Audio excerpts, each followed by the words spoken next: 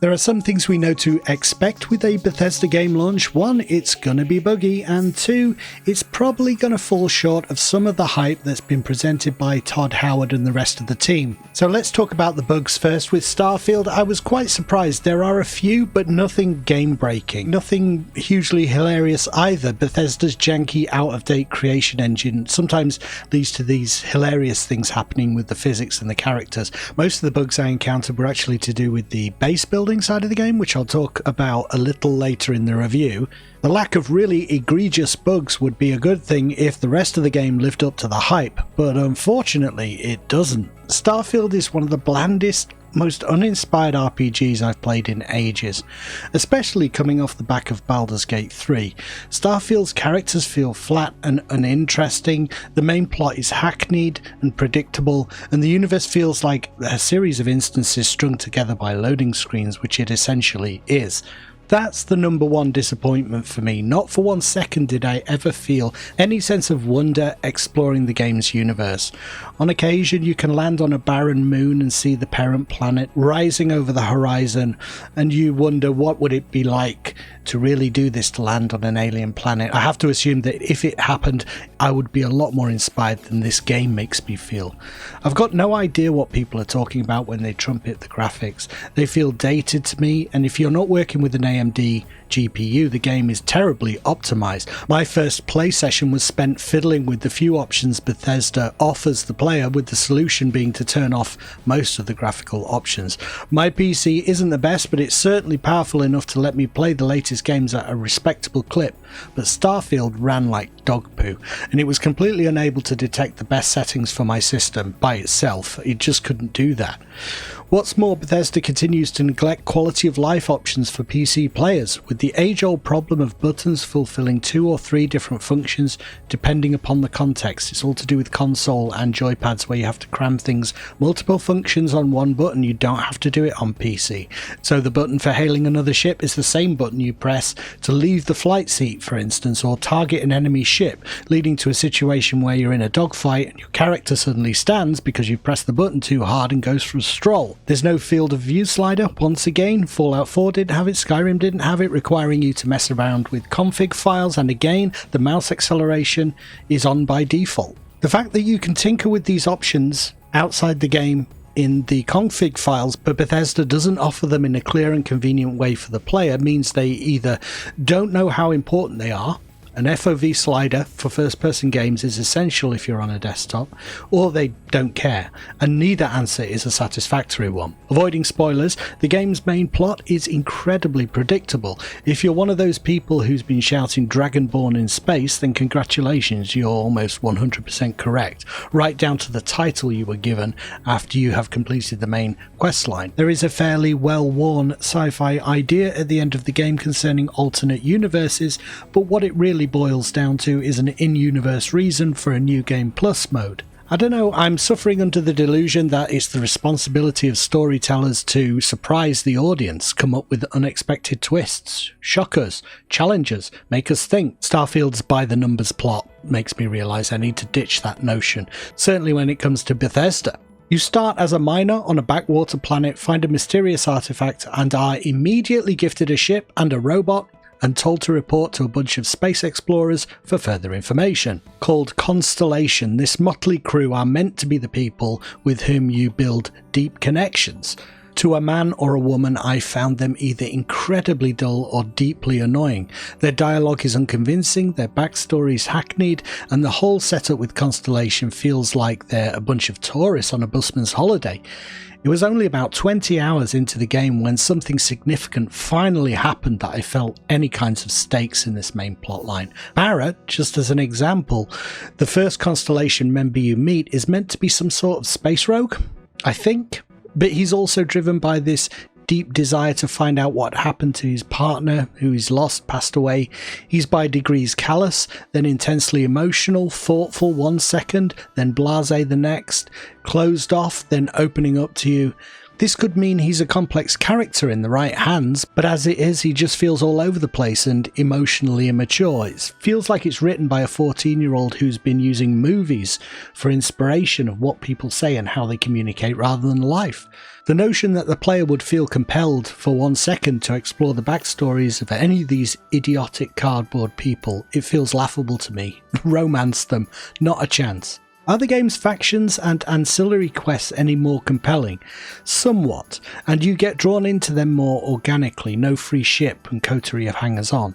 The first time you're caught pilfering something, for instance, you're jailed by the UC Space Defence Force, and you can choose to reduce your sentence by working with them to infiltrate a group of pirates called the Crimson Fleet. Don't be stupid! It's a nice way into this questline, something you'd hope the game would do more of. It's not original, but certainly better than the find the artifacts, put the artifacts together, become a space demigod. It's unfortunate then that I must mention how uninviting this new Bethesda universe feels overall. As you wander around, talk to NPCs, get a sense of this new setting that they're creating. Beyond Constellation, most people seem to be selfish assholes. Maybe that's realistic and more like life if you want to be cynical, but more often than not you just feel patronised, bullied, intimidated or insulted every chance an NPC gets. Due to the dialogue system, you're often never given a choice but to say these idiotic things to them, at which point the NPC will reply to you, pointing out how idiotic the thing is that you've just said. Now you'd be wise to stick a beer in your mouth and mind your own damn business, because I don't put up with this sort of drama. I didn't get a choice. The game made me say it. It's like being an actor in a shit play. You hate the dialogue, but your only option is to push through. I keep thinking of that familiar phrase from so many films, I'm too old for this shit. What I hoped was that Bethesda might have matured with me, that the sort of cartoony characterizations found in Skyrim, they might be a thing of the past. But it turns out you can populate your game with the most lacklustre, uninspired characters, have them speak like primitive chatbots, and run them through a sequence of predictable situations, and you can still get a 7 out of 10 on Metacritic. Well, this is awkward. Maybe it's the other aspects of the game then, the combat, the crafting, the exploration of the game's procedural planets, the ability to design your own starship. Do these things make Starfield worth playing? I'd say maybe. When you remove the story and the player is left alone to level independently, come up with their own motivations, explore planets, build a space empire, you get a glimpse of what the game might have been, should have been, in my opinion, and hopefully will be someday after the modders get to grips with it. Landing on random planets is a nice compromise between everything being the product of an algorithm, procedural generation, and pre-rendered locations. There's a wide enough range of terrain types, weather effects, flora and fauna that each world feels different, and it can genuinely feel claustrophobic when your spacesuit starts ringing with alerts on a hostile world and your character starts to struggle behind their visor. One thing with procedural generation is that areas can sometimes butt up against one another and the transitions between them seem unnatural. I found that Starfield does a great job of creating these liminal zones between areas, so the scree tumbling down a hillside between the plains and a rocky mountain range, for instance. And speaking of mountains, there's a good elevation, so standing at the edge of a cliff face, gazing across the savannah of an alien world, it can border on impressive at times. The regions generated around landing zones aren't small and take a good deal of time to catalogue, with visits to different biomes being required if you fully commit to the game's Planetary survey minigame. It's somewhat fun, but not the most rewarding experience. I don't know why exploration always gets the shaft in games, but with so much effort being put into these planets and the process for cataloguing them, the players should be rewarding for taking part in that content. Currently, it's more like achievement hunting, you do it for the sake of doing it. The game's base building and crafting are more of a concrete progression path, with the harvesting of minerals and crafting components leading to rapid XP gain. It might be even faster than the questing, I'm not quite sure, but regardless, being rewarded is the whole point.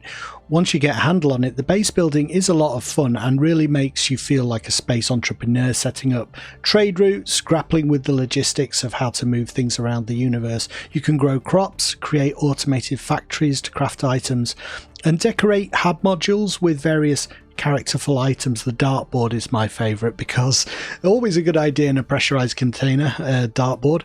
By default, there's far fewer ways to create a truly unique looking structure than, say, Fallout 4. There's no wall sections or panels, half ladders, full ladders, bits of bric-a-brac. This makes sense, however, things have to be solidly constructed in the vacuum of space, but a bit more customizability would have been nice.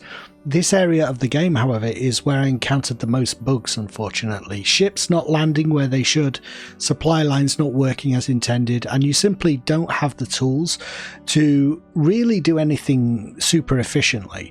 There's no way to sort cargo into different containers, for instance. All those solid minerals go into one row of containers and you can't separate them out automatically. This is what I mean by modding being the future for this game. There's so much here that's ready for player intervention. Bethesda probably knows this. I've never really believed the conspiracy theories that Bethesda leaves certain things unfinished knowing the players will complete the feature, but having played Starfield and seen how bare bones the base building is, I'm kind of starting to believe it.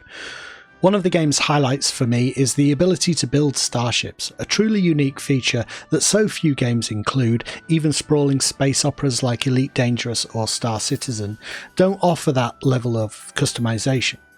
It helps that the space portion of Starfield is a lot simpler than those games, but it's undeniably epic when you first lift off in a ship of your own design. You can't freely rotate the ship parts, they snap together only a certain way, a lot like Lego, and I was disappointed by this at first, but actually, even with that limitation in place, there's a lot of scope here to create truly idiosyncratic designs, and it's really impressive that the interior layout of the ships, it conforms to the crew modules and the storerooms you attach, adding a layer of authenticity that pretty much the rest of the game seems to lack for me. But they could have used a pre-rendered or canned interior for all the ships you design. No, the interior changes depending upon the actual ship you've created, which I really appreciate. It's weird that I'm only really now thinking about combat. It's probably a reflection of how I feel about it, just like the music. It's okay. There's a decent range of weapons in the game, all moddable, just like your spacesuit and helmet, which gives the player a sense of agency. But the gunplay and movement, it never feels very interesting no matter what armaments you choose. The rocket pack was something that was heavily marketed, but in combat it's really not that effective. You'd be just as quick running straight up to someone and shooting them in the face. It's here that the game's powers spice things up. Again, I'm avoiding spoilers, but if you've played Skyrim, you know what to expect. They add several interesting options and somewhat remedy the malaise of shoot, run, duck for cover, pop out of cover, shoot. I'm hoping someone could tell me how much fun they're finding the melee options. I haven't specced into those. I was put off by the fact that there is still no button in the creation engine to quickly switch to unarmed combat. Really ticks me off. It was a factor in Fallout. They just can't add a button that puts away your weapons so you've got fists. It really ticks me off, and I think I'm boycotting it on principle. Curious feeling, knowing that you've seen something that no one else has. So yeah, it's a mixed bag for me, Starfield. I feel like I'm playing aspects of the game that weren't really intended to be the focus. The base building, starships, exploration of planets, and avoiding the character and storylines. I just find them so unconvincing. The silly woman at UC Distribution who sounds shocked every time I go in to sell some minerals. Well, certainly. Why is she so surprised and nervous about the fact that I'm there to conduct trade? It's her job. There's examples like this all over the place. Weird, ill-defined, nonsensical characters and performances. It all accumulates for me to this sense of a game from the 2000s, a time before RPGs employed proper voice actors and writers, and the devs just jumped into the sound booth and did audio pickups themselves. I think if I had to score it, I would struggle to give it above a 6, to be honest. The lacklustre story, unconvincing universe, really a letdown for me. I'm hoping a future expansion can improve the core experience and that modders will give people more options for those sandbox elements of the game that I am enjoying. They just need fleshing out. I don't like to pan games. I always want games to be the best that they can be, but I've also got to be honest as a reviewer. Starfield fell way short of the mark for me, and as a game that's so long in the making, that's a real shame. Thanks for watching, guys. I've been Napyet. Join me for the next video, and I'll see you next time.